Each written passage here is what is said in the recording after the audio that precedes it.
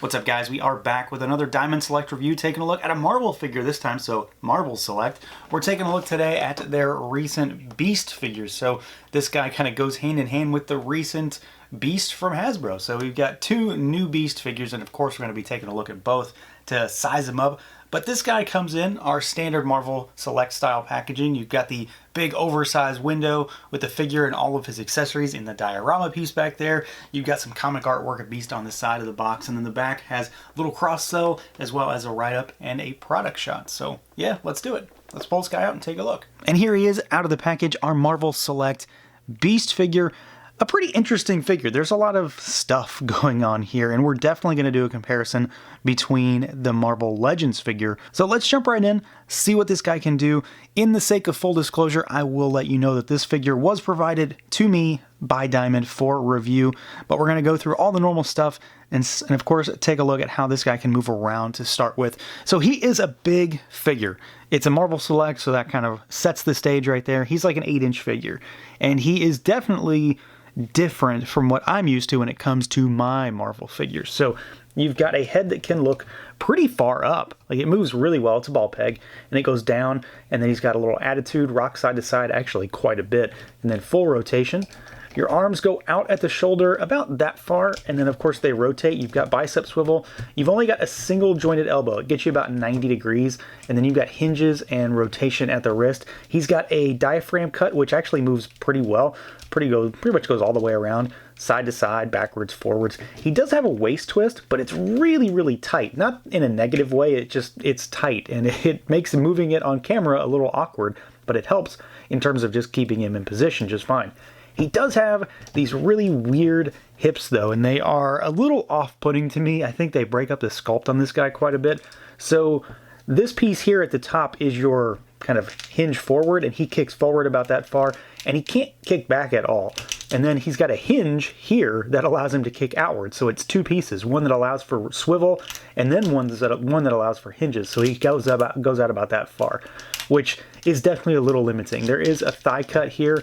You've got double jointed knees, and then you've got hinges, which could provide pretty good range of motion, and rocker down at those ankles. So he does move around fairly standard in terms of what your average Marvel figure from, I would imagine, either company are like, but he still has some oddities for me when it comes to the hips, and then he is a little limited with those single jointed elbows. Now when it comes to the overall look and feel for this guy, there's some pretty interesting stuff going on here. He is not exactly the 90s Jim Lee style Beast that a lot of folks are usually after. He is definitely more of like a monstrous, savage, almost dark Beast kind of look is what I see it in this figure. Of course that's not what he is, but he definitely looks a little bit more monstrous, a little more hulking, and there's some cool stuff going on here. A lot of paint shading, a lot of sculpted texture detail all over this guy. Again, like I mentioned, he's about an 8-inch tall figure, so you know, he's not really going to scale with any of your Marvel Legends or anything like that. He's going to fit into the own confines of this line, or just, you know, kind of stand apart as a big blue monster man that just happens to be wearing some trunks and a belt.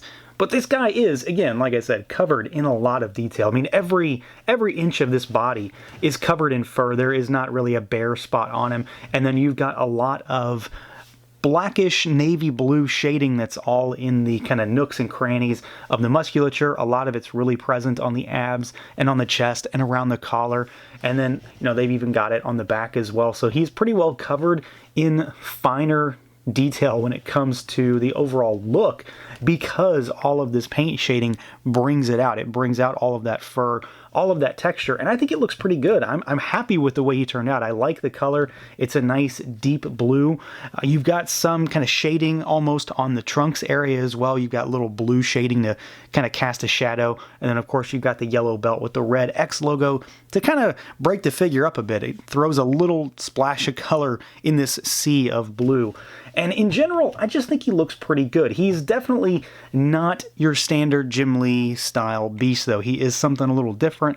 So if you're into this aesthetic, you'll probably be pretty happy with how the figure looks, because it's just a big monstrous blue Beast man and it works pretty well. And of course you've got this really, really savage head sculpt up top. And just like the body, just like the rest of the figure, this is covered in texture, in sculpted detail, a lot of paint shading here as well, because there's a lot of black that's blended into this blue to help cast a shadow. It's also up in the hair, kind of that fins off the top of the head. But the big characteristic of this face is really the open mouth scream, the pupilless eyes, and just the detail that's in that mouth with the white teeth. Again, this is where I get a lot of the kind of monstrous, savage type of beast rather than your reading a book 90s Jim Lee style. This guy looks like he's definitely not to be messed with. He certainly looks like the type of figure that is an 8-inch blue monster sitting on your shelf. It's this expression that kind of brings this look home.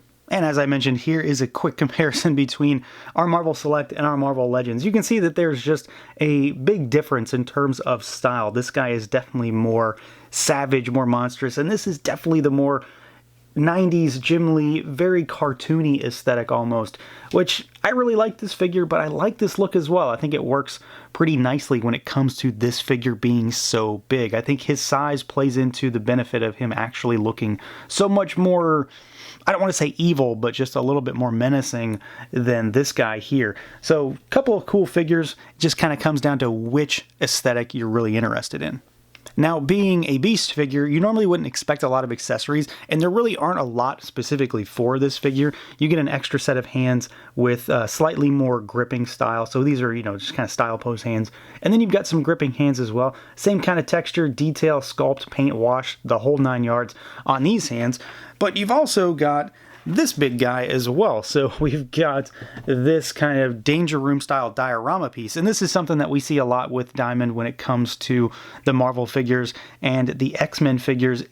I think for the most part all tend to bring in Danger Room pieces. So you've got one here with kind of bars and pipes on it for Beast to hang off of. You have to put this thing together so it's 2 walls and a floor, and then you pop these metal bars in. They're not metal, but you know what I mean. And I think it's cool. And this isn't really my kind of thing. I normally wouldn't use something like this, but I like the idea behind it. I like the fact that there's kind of a theme when it comes to the X-Men, because I've got the Colossus figure and he comes with like a bed of spikes or something for the Danger Room as well. So stuff like that to kind of tie things together, give you a little bit of a bonus, which, it looks cool. It very much looks like a Danger Room type of thing.